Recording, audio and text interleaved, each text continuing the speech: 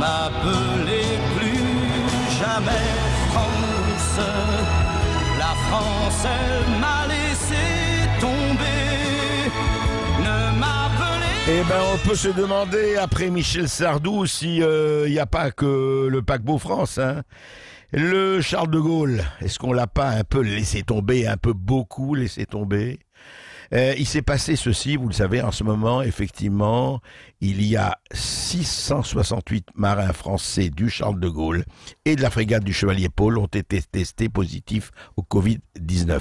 La grande majorité sur le Charles de Gaulle, qui rentrait prématurément de mission, là, dimanche dernier, 11 jours avant la date prévue.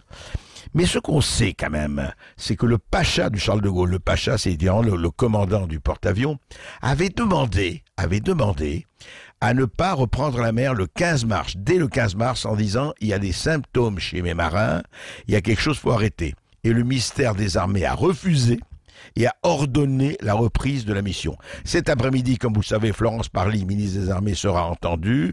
Qu'est-ce qui s'est véritablement passé? A-t-on sous-estimé la situation sanitaire sur le Charles de Gaulle? Eh bien, c'est ce que dit d'ailleurs un marin. Il dit, écoutez, il l'a dit à France, il a dit, j'ai eu l'impression d'être un mouton parqué dans une chambre, et un de ses collègues a dit, l'armée a joué avec notre santé, a joué avec notre vie. Voilà. Donc, proposition d'interrompre la mission dès mi-mars, refus du ministère des Armées. Eh bien, écoutez, Florence Parly va être entendue, mais c'est quand même, encore une fois, et on va en parler sur la gestion du risque, c'est inadmissible que quand les gens qui sont sur le navire, le pacha, le commandant du Charles de Gaulle, quand les marins sentent qu'il y a quelque chose qui se passe, comment des fonctionnaires du ministère des Armées ou d'ailleurs, de très loin, à des milliers de kilomètres, peuvent dire non, allez-y, continuez votre mission. C'est quoi ça, à partir du moment où ils ont senti que ça n'allait pas? Encore une fois, il faudra combien d'exemples pour cette espèce d'imprévoyance, de surdité, d'aveuglement devant les risques? On va en parler tout à l'heure avec Stanislas Berton, mais quand même, quelle question à se poser et quel nombre de questions à se poser? Sud Radio, Berkoff dans tous ses états. Combien pour ce chien dans la vitrine?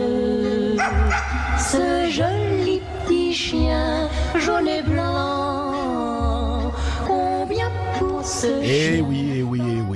Eh bien oui, effectivement, les refuges de la SPA, vous savez, il y avait un très très grand problème avec le coronavirus. Effectivement, se déplacer pour adopter un animal de compagnie, c'était très très très compliqué à cause du confinement.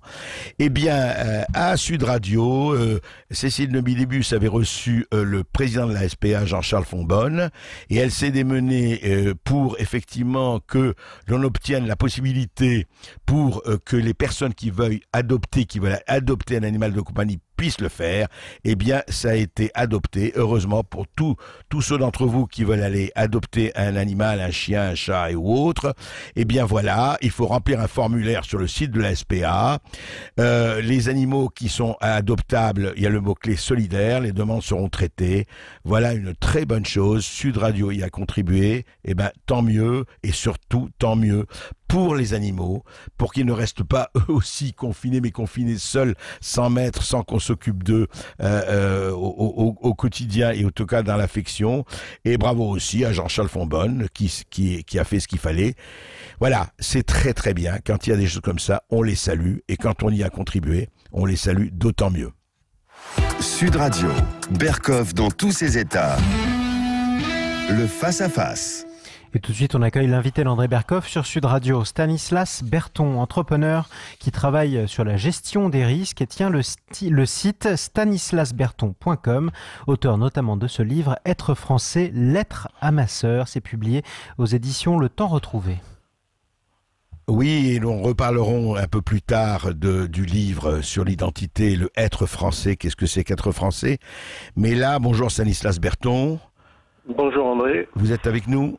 Oui, bonjour. Oui. Là, nous sommes là, effectivement, et vous avez entendu l'émission, et puis depuis toujours, depuis en tout cas 3 semaines, 1 mois, 2 mois, et plus encore, on se dit, mais au fond, qu'est-ce que c'est que le risque? Qu'est-ce que c'est surtout que la gestion du risque? Alors, on se dit toujours, vous savez, c'était Maurice Dantec, le merveilleux auteur de romans policiers, il dit les experts, évidemment, choisissent absolument de ne pas s'occuper des risques qu'ils ignorent ou des tragédies qu'ils ignorent. Effectivement, alors ce problème s'est posé depuis le début. Oui, est-ce qu'on pouvait prévoir? Effectivement, il y a eu déjà des pandémies, il y en a eu plusieurs, et là, il y en a une, alors on dit oui, on n'était pas prévenu, vous savez. Qu'est-ce qui se passe? Est-ce que la gestion de l'imprévisible, et d'ailleurs c'était Giscard qui disait il faut gérer l'imprévisible, comme par hasard, est-ce qu'elle doit être effectivement pratiquement dans la Constitution? Stanislas Berton. Oui, alors il y a deux choses dans votre question. La première, c'est sur la prédiction. Alors globalement, la crise du coronavirus, elle a pris par surprise que ceux qui sont très mal formés et qui ne suivent pas même les recommandations qui ont été faites. Parce que bon, la question de la gestion du risque, et notamment d'un risque pandémique, elle est posée dès 2008 par des spécialistes du risque comme Nicolas Taleb. On aura peut-être l'occasion d'en reparler. Oui. Il y a dès 2000, l'auteur du Signe Noir, oui. Oui. Voilà, tout à fait, sur les risques justement, tout ce qui est hautement improbable. Oui. Et par exemple, dès 2009, moi j'avais vu un article dans le Canard enchaîné, on avait le secrétariat à la défense et à la sécurité de la France qui avait fait un plan pour lutter contre les pandémies. Donc dans ce plan prévoyait des masques, fermeture des frontières, etc. Donc ce sont des choses sur lesquelles les gens qui travaillent sur le risque connaissent. Donc, par exemple, Singapour, dès 2010, a fait appel à Taleb pour se prémunir contre le risque d'une pandémie. Donc, ça, c'est la partie vraiment prévision. Donc, l'information, elle était là, le risque était identifié, des gens sont préparés. Donc, ça, c'est la première chose. Mais il y a quelque chose que juste un mot, Stanislas Berton. Stanislas Berton, juste un mot sur la première chose quand même, et gardez bien en tête la seconde, mais vous l'avez. Oui. Comment ça se fait que des responsables, qu'ils soient politiques, économiques et autres, responsables d'ailleurs informationnels, médiatiques et autres, comment ça se fait qu'on ignore à ce point, puisque vous dites vous-même, il y a eu le SRAS, il y a eu le H1N1, il y a eu Ebola, ne parlons pas du sida, de HIV, comment ça se fait que, ayant eu connaissance, sachant qu'il y a eu ça, les cartes comme si c'était un mauvais accident et un mauvais souvenir dont il ne faut pas parler. Quand vous expliquez, mais psychologiquement ou psychiquement, cette volonté d'ignorer.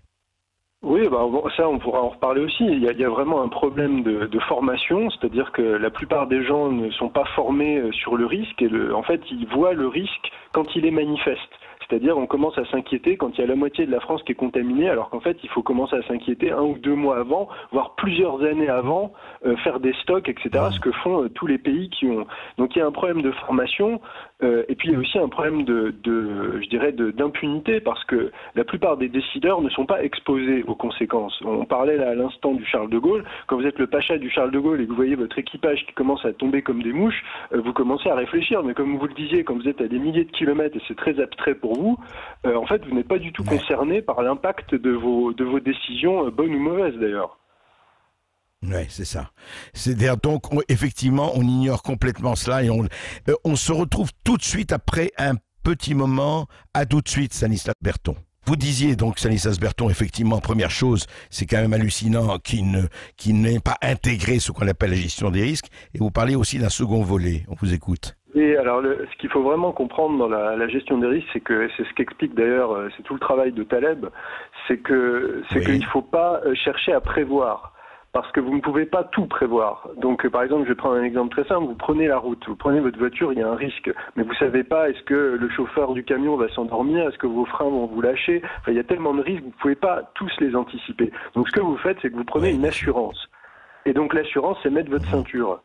Et aujourd'hui, c'est pour ça que quand on demande aux gens de dire prévoyez les risques, c'est une mauvaise approche. La bonne approche, c'est de dire qu'est-ce que vous mettez en place en assurance contre le risque. C'est ça la bonne approche. Et donc les pays qui ont pris des assurances, c'est des pays qui ont des stocks de masques, c'est des pays qui ont des tests, c'est des pays qui ont des protocoles qui déclenchent dès que la pandémie se met en place et qu'ils suivent ces protocoles, pas contrairement à ce que nous avons fait. Donc en fait, c'est vraiment une approche complètement différente. C'est ne pas se concentrer sur la prévision, mais sur l'assurance. Vous comprenez vraiment la différence dans l'approche? Tout à fait, tout à fait. En fait, c'est l'assurance qui compte. La prévision, comme vous dites, on ne peut pas tout prévoir, c'est pas possible. Mais en revanche, on se dit, s'il y a quelque chose, on est paré. C'est ça. Voilà, exactement. J'ai donné un exemple très concret. Par exemple, il y a le tournoi de Wimbledon, donc de tennis en Angleterre. Eh bien, pendant 17 ans, ils ont payé 2 millions d'euros par an d'assurance contre l'annulation du tournoi. Et sauf que pendant 17 ans, ils ont dépensé à perte.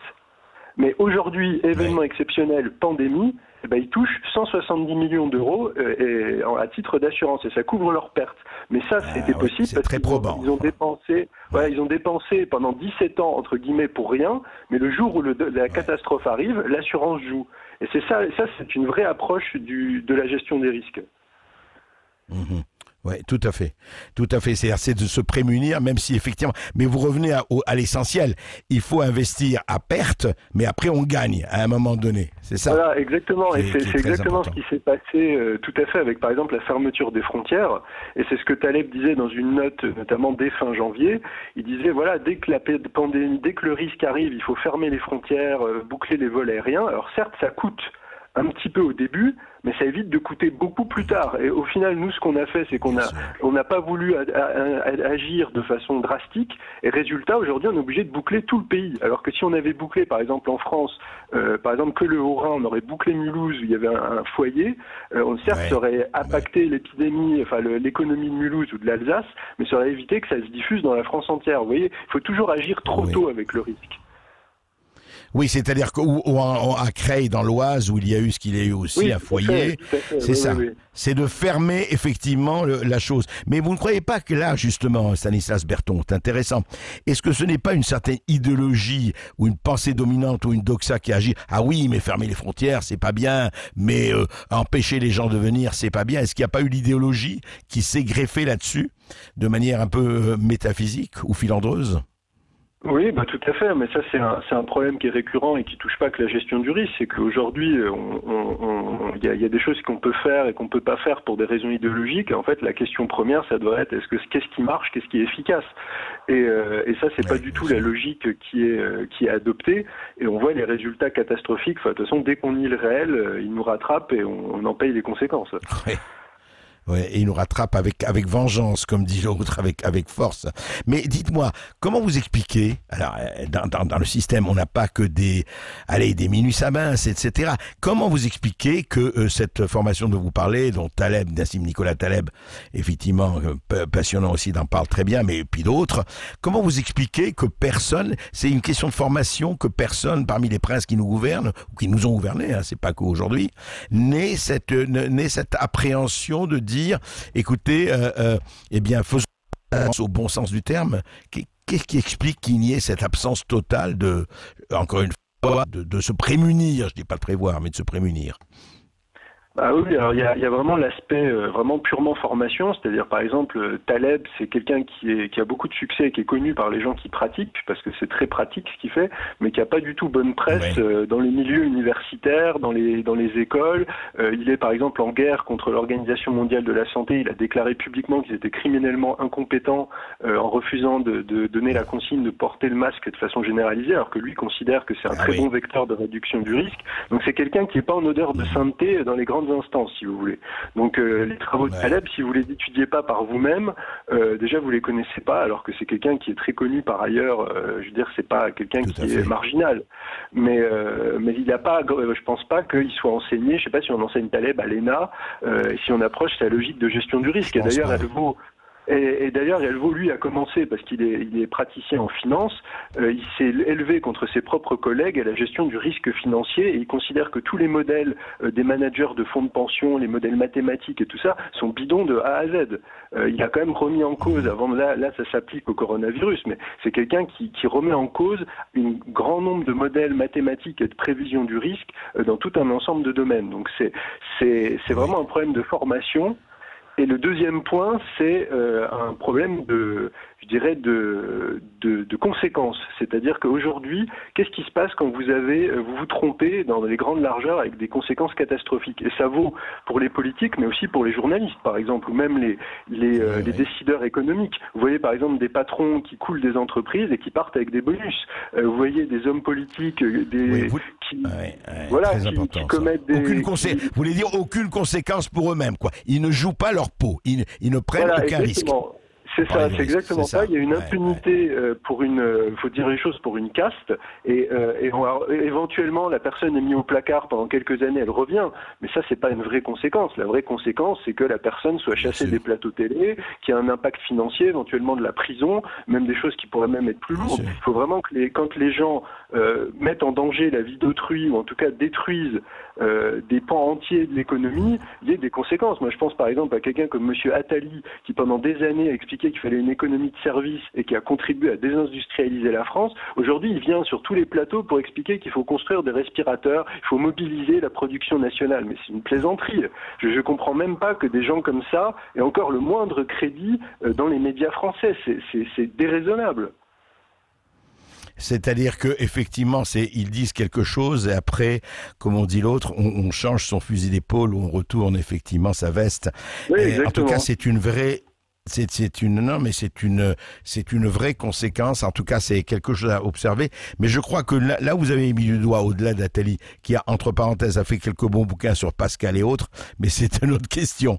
Je crois que le vrai problème, il est que, effectivement, est-ce que quelqu'un qui prend des décisions doit supporter les risques doit effectivement avoir et connaître les risques de son action. C'est ça le problème. Et on l'a vu en Libye, on l'a vu ailleurs, on l'a vu dans tous les domaines. Mais pour revenir au coronavirus, oui, allez-y, Stanislas Berton. Oui, mais je suis entièrement d'accord avec vous, et ça pour moi c'est l'éthique du chef. Et là il y a eu un glissement qui serait très intéressant de signaler, c'est que pendant longtemps les chefs, les vrais leaders, étaient les gens qui s'exposaient au risque. C'est-à-dire même quelqu'un comme Napoléon, c'était pas si vieux que ça, allait sur les champs de bataille, prenait le risque de se prendre un boulet de canon, était sur le terrain, même les rois. Et aujourd'hui on est arrivé, c'est quelque chose de très récent dans l'histoire de l'humanité, d'avoir des gens qui accèdent aux plus hautes responsabilités en étant protégés du risque et en organisant leur impunité par tous les moyens possibles. C'est vraiment un changement majeur civilisationnel qui a des conséquences énormes et qui n'est pas toujours analysé, je pense, à sa juste mesure. Vous le datez de quand, ça, à peu près? Je ne dis pas de l'année précise, mais de l'époque où effectivement un certain nombre de gens font ce qu'ils ont à faire ou pas, dans le meilleur et le pire, mais quand c'est le pire, eh ben ils ne payent pas. Non seulement ils n'assument pas, mais aucun compte à rendre. Ce qui est quand même assez énorme. On le voit avec le Kona. Ouais. Oui, c'est l'après-guerre. Oui.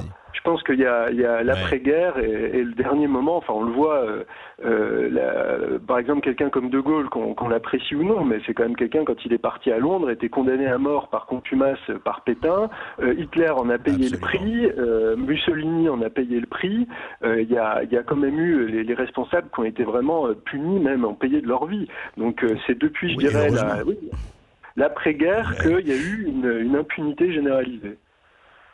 Ouais, c'est vrai, et c'est passionnant aujourd'hui parce qu'on voit, regardez par exemple, aujourd'hui, vous avez du matin au soir dans les réseaux sociaux, à la radio et à la télévision, un certain nombre de médecins et d'autres qui disent, et de députés, qui disent, il faudra quand même, tout ça doit passer en justice, il y a des plaintes qui se déposent, et il faudra rendre des comptes. Et on verra si ces comptes-là seront rendus ou pas, c'est la question. Stanislas Berton. Oui, alors il y a une chose aussi, c'est que on est face quand même à un problème qui est systémique, c'est-à-dire que c'est pas juste quelques mauvais éléments. Non, bien sûr. C'est quand même c'est des journalistes, c'est des membres de l'administration, c'est des conseillers, c'est tout un système, c'est des dizaines de milliers de personnes. Donc c'est toute la structure même de la direction et des décideurs dans le pays qui a failli. Donc pour moi, si on veut résoudre un problème systémique, il faut apporter une réponse systémique. C'est pas concentrer sur le personnage du président ou de quelques ministres. Bien sûr. Et puis c'est pas faire des boucs émissaires, mais c'est changer de système, quelque part. C'est ça. Oui, c'est comment comprendre comment on arrive, comme vous l'avez dit tout à l'heure très justement, à avoir des décisions en cascade qui sont mauvaises. Je veux dire, on voit que ça affecte l'armée. Vous parliez du Charles de Gaulle. Il y avait cette dame qui témoignait, qui dit que dans les EHPAD, on a quand même des gens qui envoient des malades contaminés dans des établissements sains. Enfin, je veux dire, c'est la base. C'est quand même hallucinant. Donc, ça veut dire qu'à un moment, il y a des cadres, il y a des gens qui n'ont toujours pas compris la logique d'une épidémie et comment ça se transmet, etc. Donc, c'est tous ces gens-là qu'il faut, à qui il faut demander des comptes et qu'il faut démettre de leurs fonctions s'ils sont incompétents. Stanislas Berton, restez avec nous. Nous allons donner la parole aux auditeurs de Sud Radio qui ont sûrement des questions à vous poser et à nous poser à toutes. Eh bien, toujours dans tous nos états, mais pas seul évidemment, avec Stanislas Berton et surtout avec vous, auditeurs du Sud Radio. Vous êtes de plus en plus nombreux à nous appeler au 0826 300 300 et on est partout, comme vous le savez, Facebook, Instagram, le Facebook Live, le podcast. On vous écoute. Au 0826 300 300 direction la Saône-et-Loire. On donne la parole à Vincent sur Sud Radio. Bonjour Vincent. Allô, Vincent. oui, bonjour.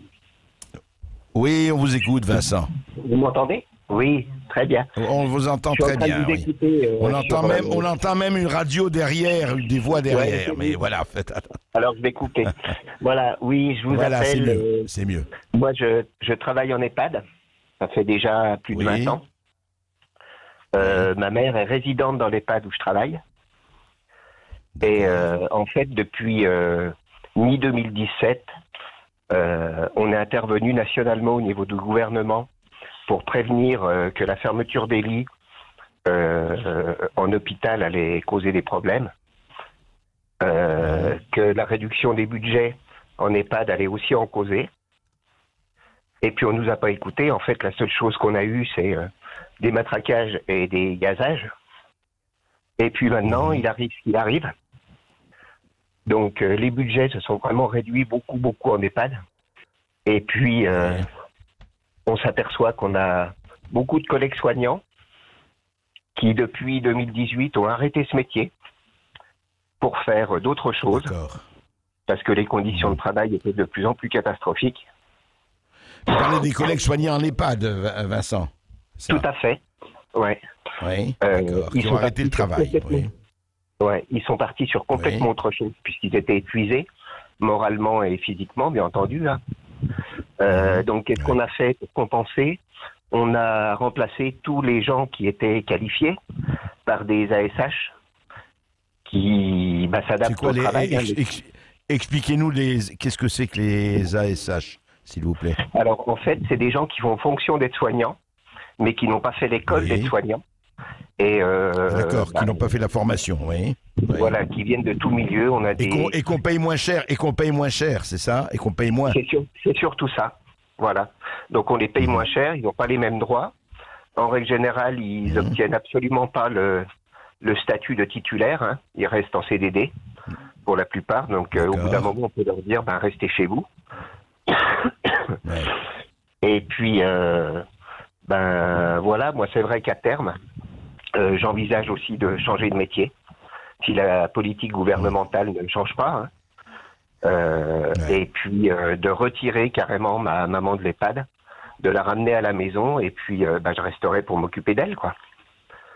Voilà.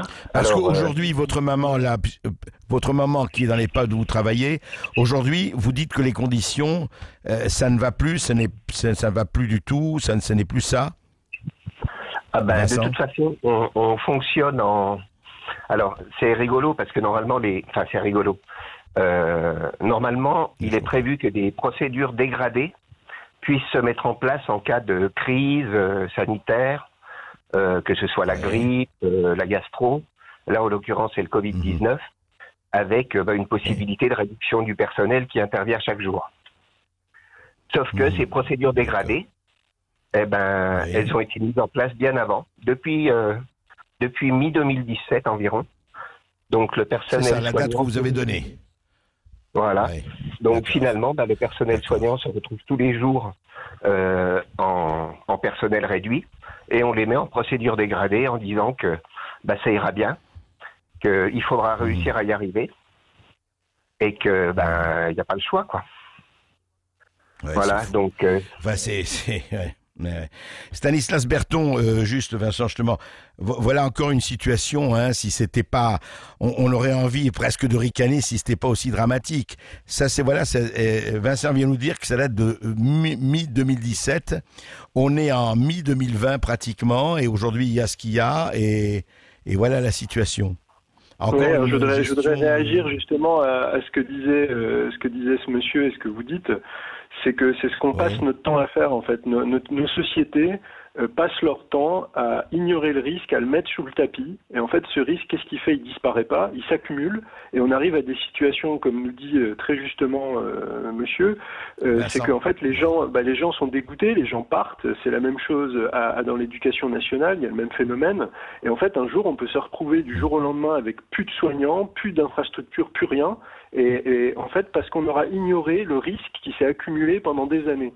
Et ça, nos sociétés passent leur temps à faire ça, à ignorer le risque et à le laisser s'accumuler. Et quand il explose, c'est une catastrophe. Eh oui, merci Vincent, merci pour en tout cas votre témoignage. Merci de votre appel depuis la Saône-et-Loire, 0826 300 300 direction Arcachon. On accueille Stéphane sur Sud Radio. Bonjour Stéphane. Bonjour André. Oui, bonjour André, bonjour à votre invité. Bah écoutez, j'ai bu du petit lait en écoutant votre invité parce que c'est... Oui, donc je disais j'ai bu du petit lait en écoutant votre invité parce que c'est exactement ce que je pense. Donc moi je suis policier depuis 30 ans, ma femme est infirmière, donc en fait ça fait 30 ans qu'on voit, comment dirais-je, l'État se dissoudre. Enfin, je vais pas trop parler du travail de ma femme puisque il en a justement parlé dans les EHPAD, mais c'est pareil dans les hôpitaux, les infirmières rencontrent de grandes difficultés. Il y a toujours pas de matériel. Enfin bon, de toute façon, voilà, j'ai vu que vous étiez sur les réseaux sociaux, donc vous savez ce qui se passe dans les hôpitaux. Non, moi je voudrais parler du volet policier en fait. Et vous voyez, Macron, il se compare souvent à De Gaulle. Enfin, il a même posé avec les mémoires de guerre, je crois, de Gaulle. Et moi, je suis en train de lire justement la biographie de Gaulle par un Anglais, donc c'est très très bien fait. Et il y a une phrase qui m'a marqué, vous voyez, et j'y pense à chaque fois que j'écoute Monsieur Macron. Cette phrase, c'est: il y a ceux qui servent l'État et donc l'intérêt général, ceux qui l'affaiblissent pour servir des intérêts particuliers. Et en fait, franchement, cette crise du Covid, c'est vraiment d'actualité, parce qu'en fait, on a des gouvernants, enfin les membres du gouvernement qui disent tout et leur contraire. Et on a l'impression que, bon, je suis pas du tout professeur Raoult, j'y connais rien, mais on a vraiment l'impression qu'il y a quand même des gens qui interviennent contre cette personne pour servir des intérêts personnels. Donc je ne veux pas citer, mais il y a une professeure. Conflit d'intérêts, on appelle ça. Il y a des conflits d'intérêts. Puis alors, ce qui me scandalise, que j'ai retrouvé dans les propos de votre invité, Monsieur Berton, je crois, Godon, ou je sais plus. Oui, voilà, Berton. C'est les médias qui ne racontent pas ce qui se passe. Alors voilà, moi je suis policier, je veux dire, je suis bien placé pour savoir que c'est la poussière sous le tapis, mais tout le temps. Moi j'ai été blessé, bon en ce moment je suis en confinement, mais c'est parce qu'en fait j'ai été grièvement blessé dans une banlieue, dans une zone de non-droit, je vais pas donner l'endroit, hein, je bosse dans toute la France moi. Non, mais on vous comprend. Voilà, et en fait on en parle, mais c'est vraiment contraint. Je veux dire, voilà, il y a une Linda Kebab qui est passée sur une chaîne concurrente de LCI, qui a signalé qu'il y avait quand même des incidents très très graves qui se passaient, par exemple, à la Grande Borne. Mais il faut vraiment qu'il y ait des gens qui sortent la chose, parce qu'au niveau de il faut pas en parler. C'est comme il y a eu un Afghan qui a poignardé un de mes collègues à l'épaule, qui s'est fait descendre. Mais voilà, ça a fait 2 lignes. Il fallait surtout pas en parler pour ne pas stigmatiser. Mais le problème, c'est ça. C'est comme si on n'avait pas parlé des... Enfin, je sais pas moi. Pendant la Deuxième Guerre mondiale, on n'a pas parlé des crimes nazis pour pas stigmatiser les Allemands. Vous voyez ce que je veux dire? Comparaison n'est pas raison, mais c'est quand même incroyable qu'on cache ce qui se passe pour ne pas, comme Nunez, ça a été signalé par le Canard enchaîné, qui a donné des ordres pour assouplir les consignes de confinement dans les banlieues. Oui, les consignes de confinement dans les banlieues, oui. Ouais. Voilà, sauf que du coup, les hôpitaux dans le 93 sont débordés. Parce qu'en fait, chaque ordre a ses conséquences. Vous comprenez ce que je veux dire? Bien sûr. Et c'est ce que disait votre très justement votre intervenant, c'est qu'on n'arrive plus à prévoir. Je veux dire, prévoir c'est commander. Commander c'est prévoir. Gouverner c'est prévoir. Oui. Voilà, gouverner c'est prévoir. Et Kennedy disait, il faut s'entourer d'hommes compétents. Mais quand je vois Sibeth Ndiaye, quand je vois Madame Buzyn, quand je vois, mais où sont les hommes compétents dans ce gouvernement? Monsieur Berkoff, c'est incroyable. Mais moi, en tant que policier, ce qui m'embête, c'est que je risque ma peau. Vous voyez ce que je veux dire pour ce pays? Et en fait, on n'en parle pas. Et ça, c'est horrible. Et je parle pour tous les policiers, pour les pompiers, pour les gendarmes, pour les médecins, les infirmières qui sont non seulement on n'en parle pas, monsieur. Ouais, mais Vincent, non seulement on n'en parle pas, c'est que on passe sous le tapis, quoi. C'est-à-dire, il faut surtout, justement, c'est pas grave, etc. Au contraire, c'est grave. Justement, je voudrais faire réagir Stanislas Berton. Voilà encore ce que dit ce policier. C'est une illustration, effectivement, de ce que vous dites par rapport, encore une fois, à la gestion et aux prises, et aussi aux prises de risque de la part des responsables. Oui, tout à fait. Mais moi, ce qui m'inquiète beaucoup dans la situation actuelle, c'est que les gens qui sont sur le terrain savent ce qui se passe, mais comme le dit très justement monsieur, l'information est cachée par la plupart des médias, et comme la plupart des gens s'informent via les médias de masse, ils ne sont pas du tout informés. Et je crois que moi, ce qui me fait vraiment m'inquiète beaucoup, c'est que beaucoup de Français n'ont pas conscience de la situation réelle du pays. C'est-à-dire qu'ils vivent dans une France fictionnelle, et ils ne voient pas les risques énormes qui sont en train de peser sur l'ensemble du pays et sur leur vie, sur la vie de leurs enfants, sur leur avenir, parce qu'on ne prend pas les problèmes à bras-le-corps. Et les Français n'en ont pas conscience. Et comment pourraient-ils? Puisqu'ils sont mal informés, ils ne peuvent pas évaluer correctement le risque, puisque l'information est tout le temps minimisée, mise sous le tapis, tronquée. Donc la plupart des gens, et souvent quand on est soi-même informé, on essaye un peu d'éveiller les consciences, et souvent on passe pour un mauvais coucheur. Les gens disent « vous exagérez, la situation n'est pas aussi grave, etc. » Parce que les gens n'ont pas conscience du niveau élevé de risque. Ouais. Et puis surtout, effectivement, alors juste un bémol, je pense quand même que de plus en plus de gens ont conscience, et de ce point de vue, moi, je suis, effectivement, on passe son temps à vitupérer les réseaux sociaux, mais heureusement qu'il y a les réseaux sociaux qui charrient effectivement le meilleur et le pire, mais au moins passent des choses qui ne passent pas ailleurs. Et c'est une bonne chose, ça, quand même. On se retrouve juste après ceci. Les carottes sont cuites. Les carottes sont cuites. Sud Radio, Berkoff dans tous ses états. Être responsable de ses actes, savoir ce qu'est le risque et le gérer, ce sont toutes ces questions dont on parle avec Stanislas Berton, avec les auditeurs de Sud Radio, qui sont de plus en plus présents, de plus en plus nombreux et de plus en plus réactifs. 0826 300 300 direction Paris. On donne la parole à Eric sur Sud Radio. Bonjour Eric. Bonjour André, toujours bravo pour votre émission, que je suis fidèlement. Merci. Et j'écoutais votre invité d'aujourd'hui, là, Stéphane Berton. Stanislas, oui. Stanislas, excusez-moi. Tout à fait son approche des choses, cette absence de risque et cette inconséquence est vraiment réelle aujourd'hui dans la caste dirigeante. Et moi, il y a quelque chose qui m'a beaucoup choqué sur cette crise sanitaire. On oublie de dire que l'un des principaux auteurs de cette crise, c'est quand même notre ancien Premier ministre aujourd'hui au Conseil constitutionnel, qui en 1995 avait scindé le budget de l'État du budget de la sécurité sociale. Et à partir de ce moment-là... Vous parlez de Laurent Fabius? Non, d'Alain Juppé. D'Alain Juppé qui a scindé... Oui, pardon, 95, vous avez raison. Non, 95. De toute façon, l'autre avait aussi d'autres risques et d'autres problèmes. Non. Et là, c'est pour ça que j'ai eu la confusion. Oui, mais elle peut se comprendre et légitime.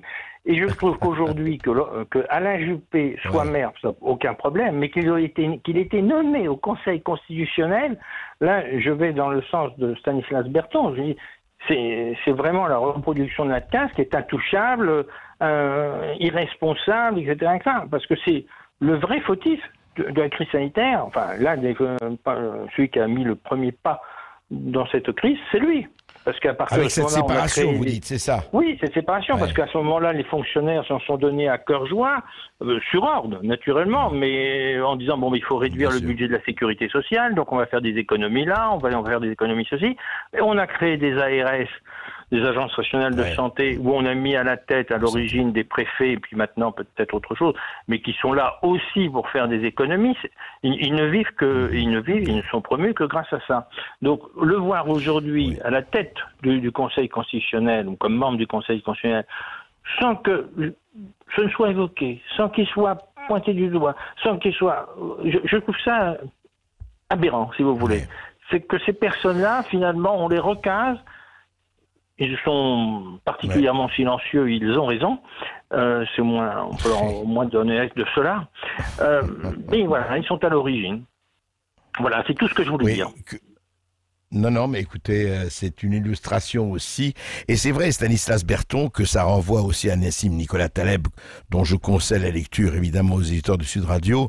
Mais quand son dernier livre qui s'intitule « Jouer sa peau », et c'est vrai, on a vu ça, rappelons-nous quand même le naufrage du Crédit Lyonnais quand il était nationalisé, 150 milliards de francs de pertes, et il n'y a eu aucun problème pour son PDG qui était d'abord inspecteur général du Trésor. Enfin, tout ça, on le sait, c'est pas nouveau. Ça s'agglutine, ça se coagule, ça se congratule, etc. Mais aujourd'hui, effectivement, quand il y a une pandémie comme celle-là ou d'autres problèmes, effectivement, on a l'impression que, au fond, rien n'a pris, tout oublié. Stanislas Berton, il y a un peu ça, quoi. Il y a un côté, allez... Oui, absolument, oui, c'est ça, amnésie nécessaire, oui. Oui, mais c'est surtout ce qu'expliquait très bien l'auditeur à l'instant, c'est que on est face à des décideurs qui ont organisé de manière très habile leur impunité. C'est-à-dire que quand vous avez des décideurs politiques qui se retrouvent après au Conseil constitutionnel, donc c'est la partie juridique, et puis vous voyez que vous avez des dirigeants de banques qui se retrouvent soit en politique ou l'inverse. Enfin, je veux dire, c'est un petit monde dont les liens qui l'unissent rendent toute action en fait impossible. C'est-à-dire que le financier soutient le politique qui est soutenu par le juridique et tout est entrecroisé. Donc comment il est possible que ces gens-là doivent rendre des comptes puisque ceux à qui doivent rendre des comptes participent du même système qu'eux. C'est totalement verrouillé en fait à 100%. D'où justement le manque de préparation, c'est le moins que l'on puisse dire, qu'il y a eu par exemple pour revenir au Covid-19, quoi. C'est vrai que c'est hallucinant quand on pense à ça. On n'a rien, on dit qu'on n'a rien, et alors on justifie de dire mais les masques ça sert à rien, et puis on est prêt, et puis non c'est Wuhan, ça va être... C'est extraordinaire ce discours, on a toujours ce même discours. Vous savez, non mais sans faire comparaison des paraisons, mais on a dit nous sommes en guerre, dit Macron, mais laquelle celle de 40 avec la ligne Maginot, les munitions, nous vaincrons parce que nous sommes les plus forts, etc. C'est assez terrifiant. Jean-Marie, un autre auditeur. Merci Eric. Merci Eric pour votre appel. On part en Gironde, on retrouve Jean-Marc sur Sud Radio. Bonjour messieurs, bonjour Jean-Marc. Merci de me donner la parole. Oui, je suis d'accord avec ce qui vient d'être dit et j'aimerais étendre effectivement, parce que disait votre invité Stéphane, c'est ça, hein, Stéphane. C'est Stanislas. Tout à fait vrai. Stanislas, oui. Oui. Stanislas, excusez-moi. C'est pas grave. C'est vrai, vrai, ce que dit monsieur est vrai dans tous les cas de figure. Mais là, nous sommes dans des situations où la vie est touchée. C'est-à-dire que ce sentiment d'impunité que nos politiques ont passerait moins si la vie des gens n'était pas aussi impactée. Mais elle l'est impactée. J'en veux pour preuve, si vous voulez, j'ai fait un tout petit récapitulatif de ce qu'a dit au niveau du ministère de la Santé. D'ailleurs, notre ministre de la Santé, on n'entend pas beaucoup. En janvier, on a la ministre qui dit il n'y a pas de problème, on a 50 millions de masques. Le 23 février, on a Véran qui dit j'ai pas besoin de vérifier que la France sera prête parce qu'elle est prête. Le 3, il le redit sur une autre chaîne de radio, la France est prête.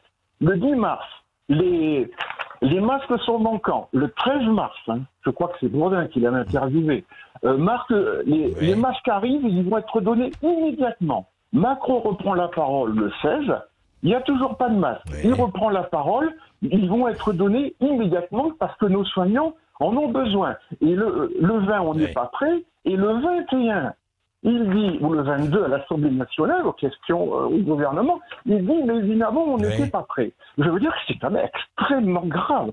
On touche à la vie des gens. Donc on est au-delà du cadre, je dirais, philosophique dont parlait votre invité.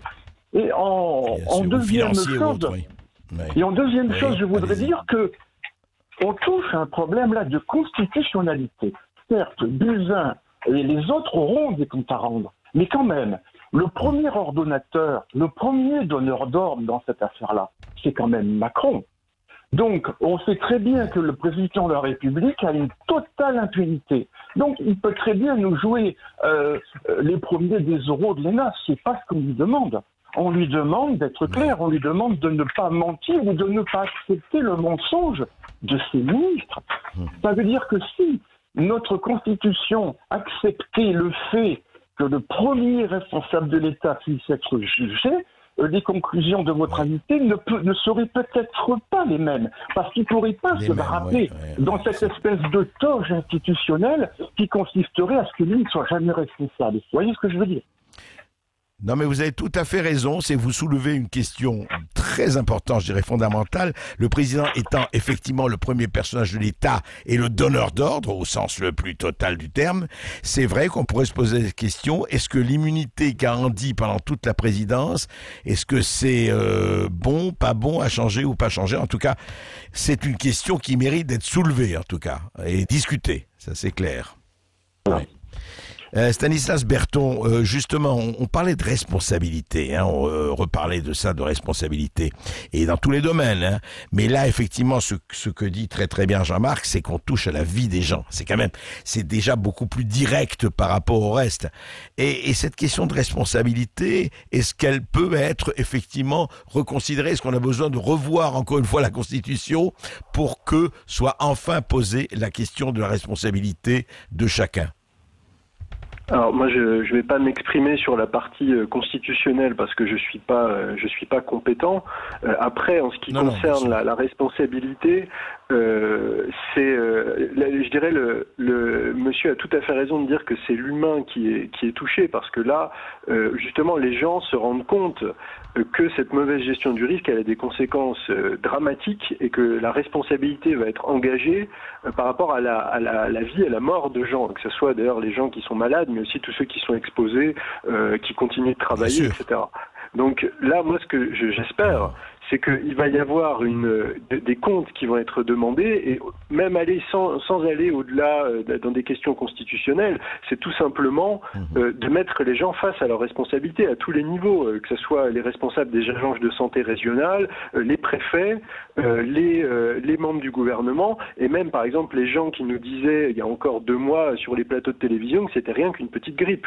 Moi je serais quand même la moindre des choses, c'est que toute personne qui a dit ça ne soit plus invité à s'exprimer en tant qu'expert. Je veux dire, on juge les gens sur leur bilan et sur leurs résultats. Donc c'est rien que déjà ça serait une première base. Oui, d'accord. Non, mais c'est clair. En tout cas, vous vous exprimez tous et vous avez tous des choses à dire et chacun complète l'autre. Et c'est ça qui est très, très, très important et passionnant dans ce qui se passe. Après, on verra et on va suivre ce qui se passera.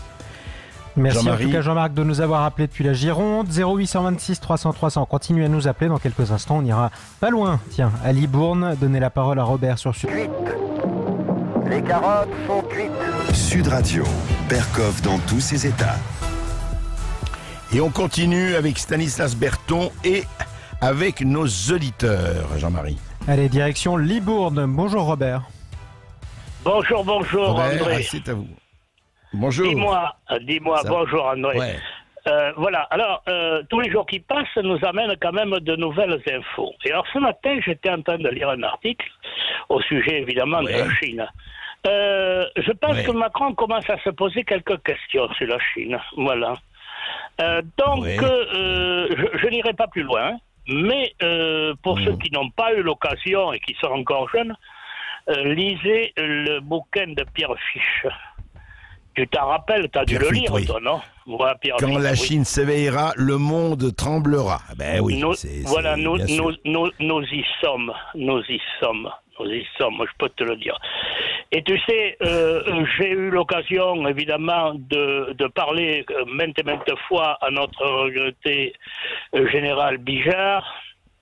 Et quand on parlait, il me racontait des histoires.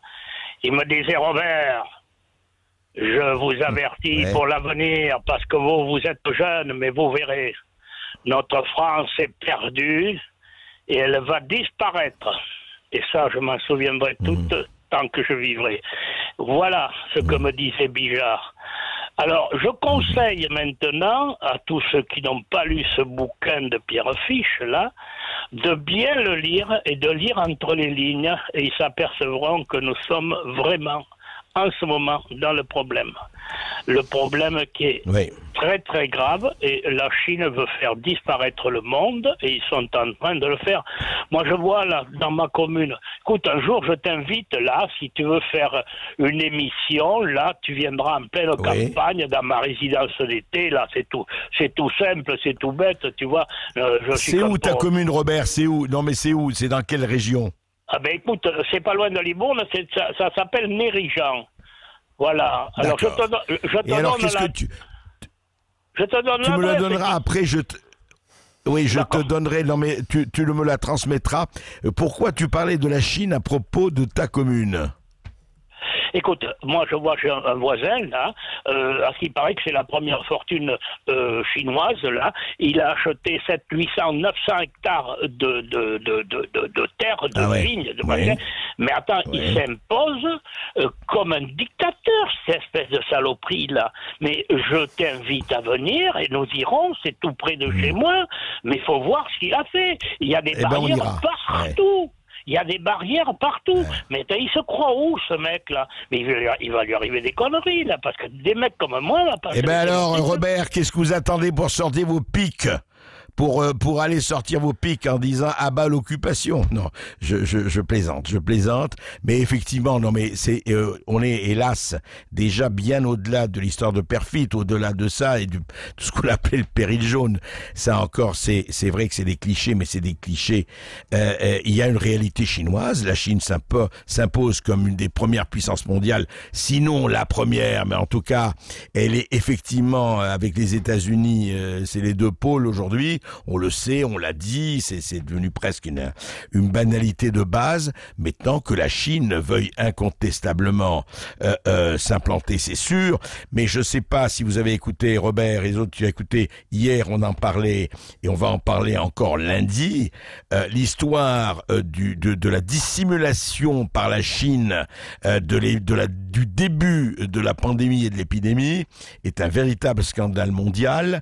Et la complicité, je le dis, parce qu'on a maintenant un certain nombre de documents de l'Organisation mondiale de la santé avec le gouvernement chinois, est aussi quelque chose de plus que scandaleux, étant donné que l'Organisation mondiale de la santé, qu'on va appeler ce machin comme De Gaulle appelait l'ONU le machin, eh bien était, en tout cas ses dirigeants, son dirigeant, dans la main de la Chine.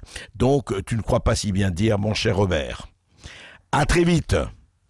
Merci Robert. 0826 300 300. Continuez à nous appeler. On va dans l'Aveyron. On retrouve Paul sur Sud Radio. Oui, bonjour Paul. Oui, Paul. Bonjour. Comment allez-vous? Vous m'entendez? Ça va bien. Ça va très bien. On vous écoute, Paul, on vous écoute. Moi, j'ai abondé dans le sens de votre invité. Paul, est-ce que vous avez... Pardon, Paul, on vous entend pas très bien. Est-ce que vous avez un poste allumé? Si vous avez un poste allumé, il faut le fermer. Je suis en plein air, mais j'ai une route à côté. Je vais essayer de me déplacer. Bougez pas. Ce que je vous propose, Paul, c'est qu'on va vous reprendre dans quelques secondes, quand vous aurez un meilleur réseau, d'accord? On vous reprend tout de suite, mais mettez-vous... Voilà, oui, absolument. Ouais.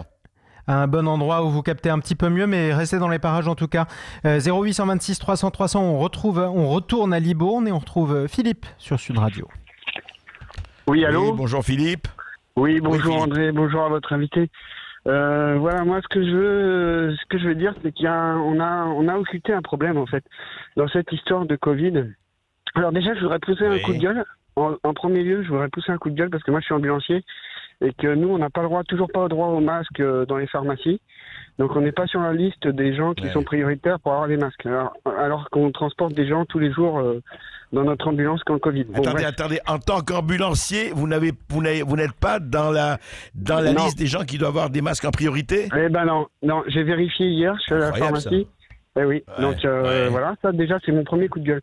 Alors le deuxième coup de gueule, c'est que je voudrais que, en fait, on a occulté un problème et qui à la fin de la crise, je pense qu'on aura des éclaircissements sur ce problème.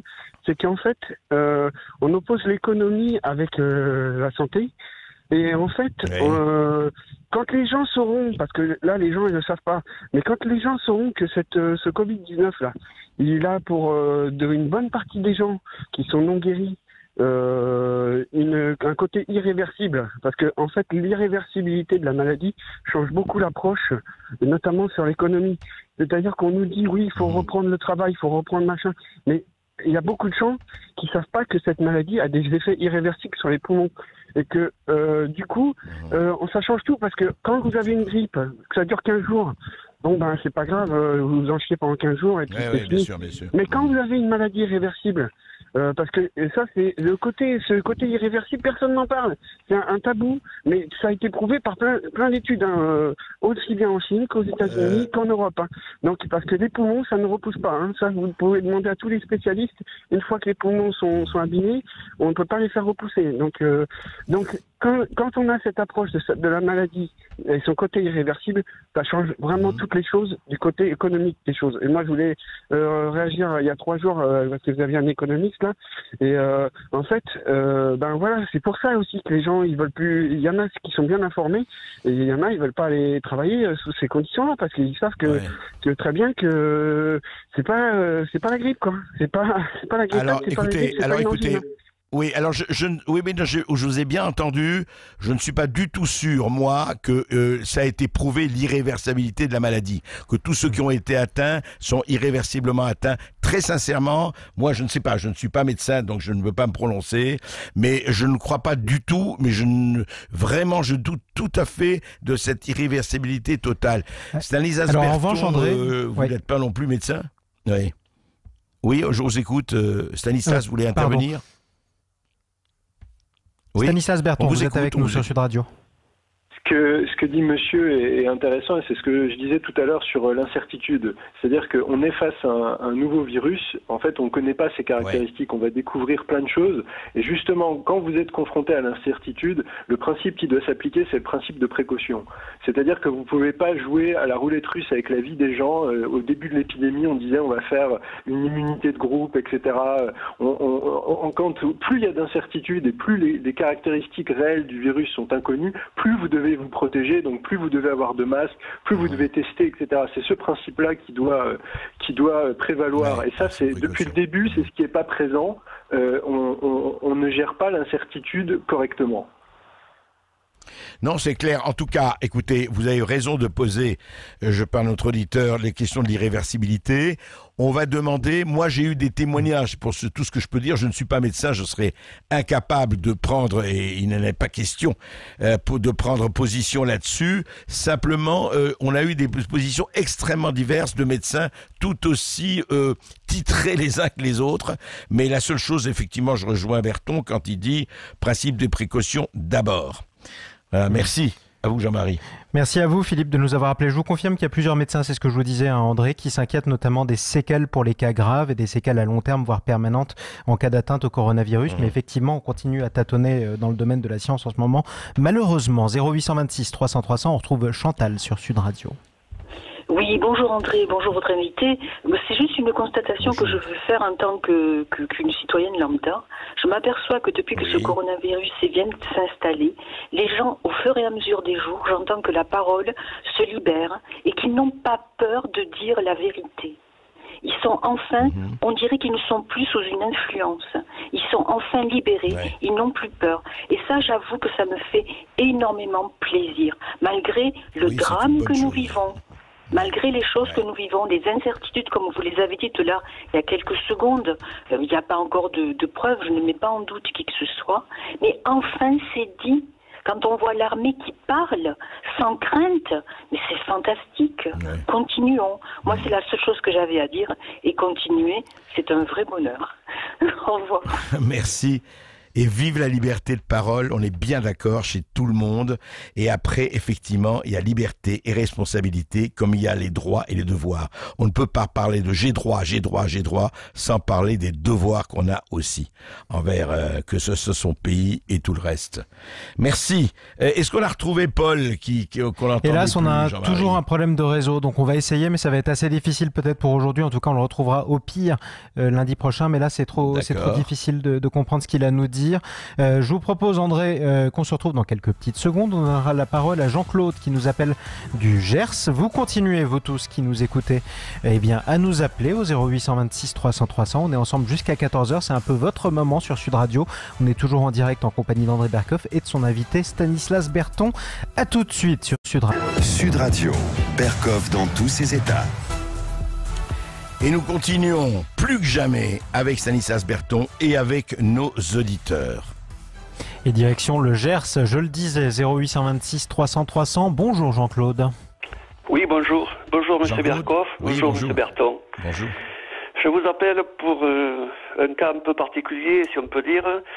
Le confinement, bien sûr, qui peut atteindre une extrême amplitude et solitude.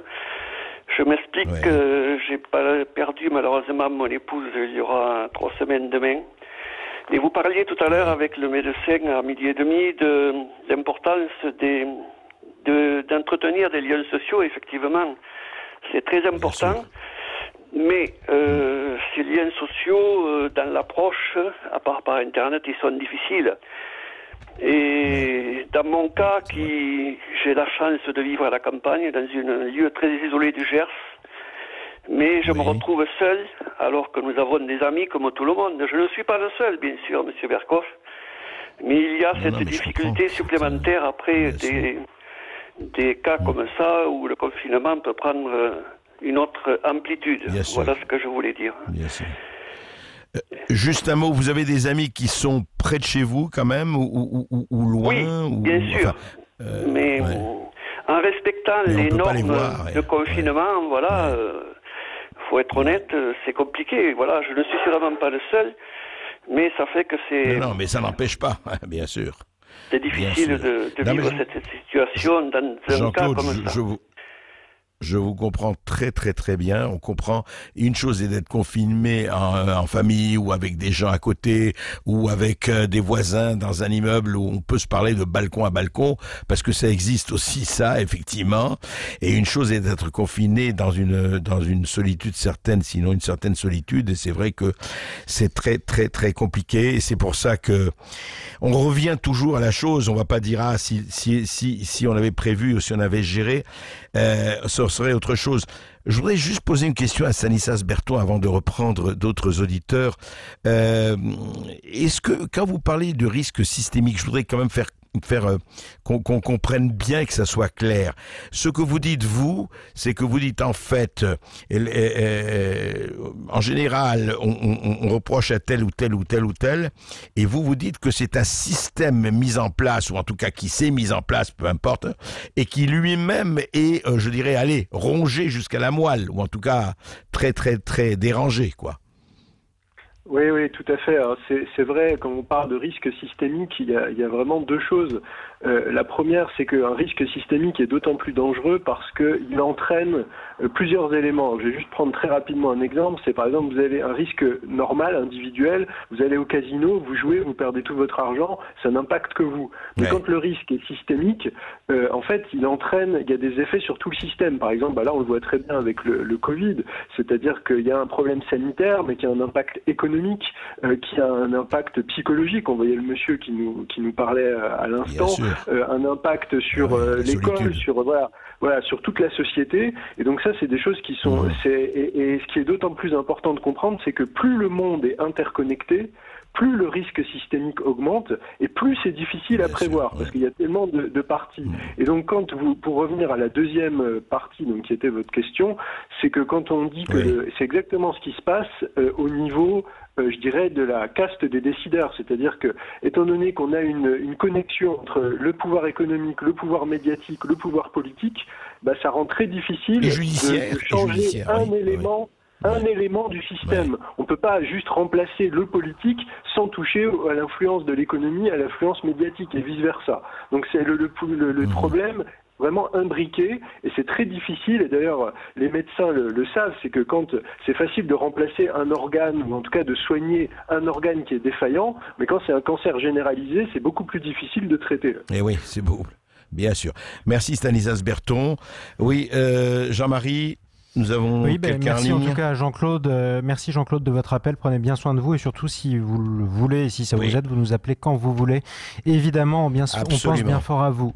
On va à Lyon, on retrouve Martial au 0826 300 300. Bonjour Allô Martial. Bonjour André. Oui Martial, on vous écoute. Bonjour.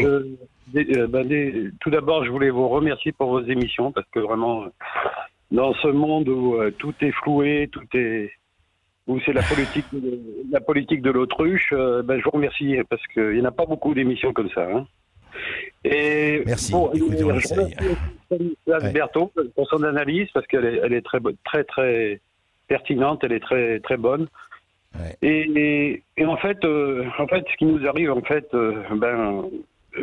nos politiques, un politique, il est là pour gouverner, mais pour prévoir aussi. Voilà. Et si on en est arrivé là, c'est parce que nos politiques n'ont pas prévu, ou du moins, ils se sont référés au dieu argent. Le dieu argent. Ouais, au dieu économique. C'est-à-dire que on va pas contrôler les avions qui viennent de Chine ou des pays asiatiques, parce que économiquement, ça va nous faire perdre de l'argent. Et ben, vous voyez, votre dieu argent, maintenant, il vous fait tout perdre, votre dieu argent. Voilà ce qui arrive. Ouais. Et en plus, ça fait des morts, et ça fait des drames dans les familles. Voilà. Et à force de vouloir mettre tout sur le tapis, comme disait Stanislas Berthaud, et votre invité, le policier, là, voilà ce qui arrive. Voilà. C'est-à-dire, effectivement... J'espère que cette crise va faire prendre conscience à beaucoup de gens que le dieu argent, c'est pas un bon dieu, hein, c'est pas le vrai dieu, hein. Voilà. Mais j'espère, vous avez tout à fait raison. J'espère qu'elle fera prendre conscience aux gens de la hiérarchie des priorités. Qu'est-ce qui est prioritaire dans la vie et qu'est-ce qui l'est moins. Mais effectivement, est-ce que c'est un faux ou un vrai problème? Vous savez, on a toujours dit qu'au départ, même Trump et compagnie, etc., on se sont préoccupés de l'économie avant la santé, alors que c'est évidemment lié.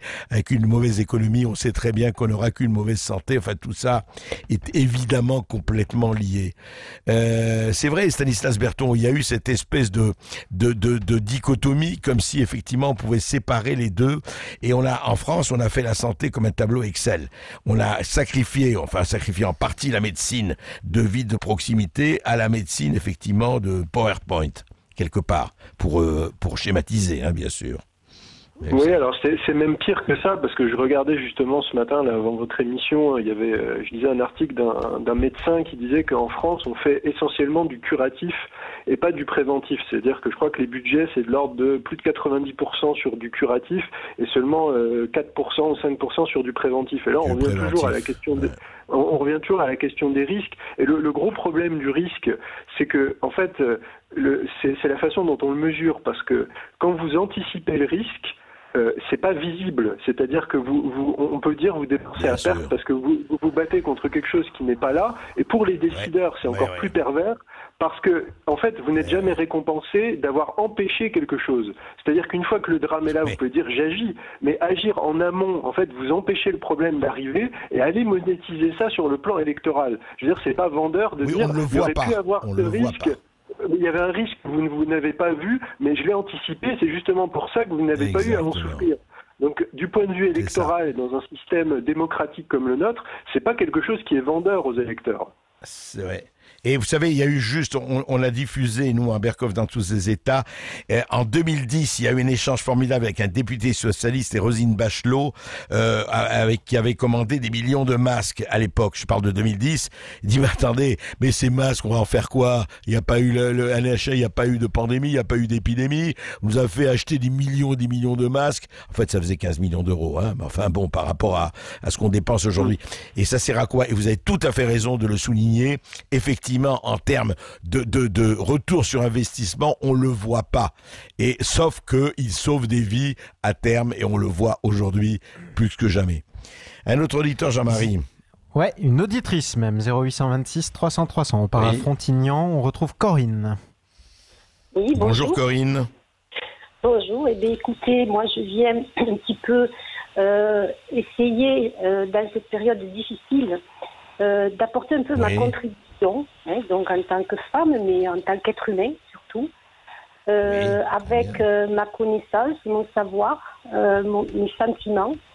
Et je voudrais m'adresser surtout aux gens confinés, puisque sur ces derniers témoignages, j'ai entendu des personnes qui et quel que soit, même la personne, sont dans un état de souffrance, comme moi je l'ai été, comme autour de moi on l'a été, comme partout en France aujourd'hui et dans le monde il y a des personnes, et que je me suis demandé depuis 2 mois que j'entends, j'écoute la radio, que je sélectionne aussi parce que les toxines envoyées sont peut-être encore plus fortes que le virus physique, et l'hygiène mentale est importante. Et surtout que je pense que l'être humain ne doit pas désespérer. Voilà. Et le désespoir que j'entends, j'ai essayé d'agir aussi un peu autour de moi, avec une faible ressource, pour qu'on reste en vie. Pour qu'on reste en vie. Pendant le confinement, il y a eu certainement la vie qui était en danger, la vie physique. Mais il y avait aussi la vie psychologique. Et là, je crois que si on rate quelque chose, on va être dans la survie. Les gens se sont précipités sur le côté matériel, donc on n'est que dans l'immatérialisme. Et que, alors je voudrais vous dire, et je terminerai pour pas être trop longue, je voudrais vous citer un proverbe espagnol. Alors je vous le dis en français parce que peut-être ceux qui voudront l'avoir en espagnol, je vous l'enverrai. Après avoir tant marché, il y a une seule religion, l'amour. Une seule race, l'humanité. Et un seul langage, celui du cœur. Voilà. Et que depuis que j'entends, j'ai commencé d'écouter les philosophes, j'ai commencé à écouter les médecins, les psychiatres, voilà, et que moi je me dis, bon, Fabrice Lucchini je sais qu'il récite les fables de La Fontaine, tout le monde connaît les fables de La Fontaine, pas toutes, parce qu'il y en a beaucoup, on connaît la cigale et la fourmi, le corbeau et les renards. Et au début de l'épidémie, je me suis dit, La Fontaine a une fable, les animaux malades de la peste. Et c'est vrai qu'au travers de tout ce que j'ai entendu... ils ne mouraient pas tous, mais tous étaient frappés. Tous étaient frappés, non, mais tout à fait. Et à la fin, quand même, à la fin, c'est-à-dire que qui sait qui va être tué, parce que là, quand même, dans les derniers témoignages, j'entends parler de mort. Manger l'herbe d'autrui, quel crime abominable. Rien que la mort n'était capable d'expier son forfait. Oui, tout à fait. Voilà. Et que je pense que, écoutez, au lieu de lire la peste, comme on préconisait, je l'ai lu à 18 ans pendant mes études, autant d'entendre des discours médicaux, si vous voulez, qui sont terroristes, je le ressens comme ça, au niveau de mon sentiment. Le pouvoir Chantal, médical... Voilà.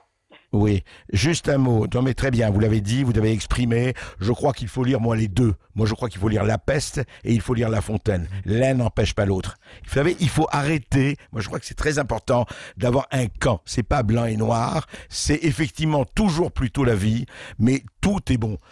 Camus, c'est quand même une formidable lecture. Ça ne veut pas dire qu'il faut s'abîmer. Il faut tout faire pour choisir la vie et que des gens qui sont confinés et solitaires, eh ben, il faut tout faire, soit pour les aider, soit qu'ils trouvent. Voilà, plutôt la vie, on est tous d'accord là-dessus, plutôt la vie, toujours. En toute chose, il faut choisir la vie, on le sait, et chacun à sa manière y contribue, et vous y contribuez aussi. Merci. 0826 303 en direction Le Var, le mot de la fin pour Slimane qui nous appelle sur Sud Radio. Oui, bonjour à vous tous. Oui. Je vous remercie de m'accueillir. Voilà. Écoutez, moi je suis président d'une association. Je m'occupe d'enfants et de mamans malades du Maghreb. Et comme on est confiné, il y avait un état d'urgence. Donc mon association s'est orientée vers les besoins des hôpitaux.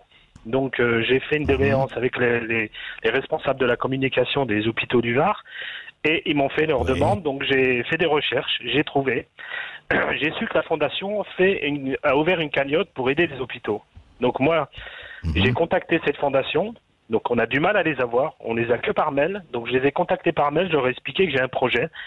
J'ai trouvé des fournisseurs de masques et de combinaisons, mais il faut l'argent. Donc résultat, je leur ai envoyé une demande de financement. Ils m'ont envoyé une fiche pour remplir pour la demande de projet. Je l'ai remplie et ils m'ont dit d'attendre une semaine. J'ai pas de réponse. Je les ai relancés. Et là, ils m'ont renvoyé encore un mail en me disant « Il faut attendre une semaine, on examine votre projet ».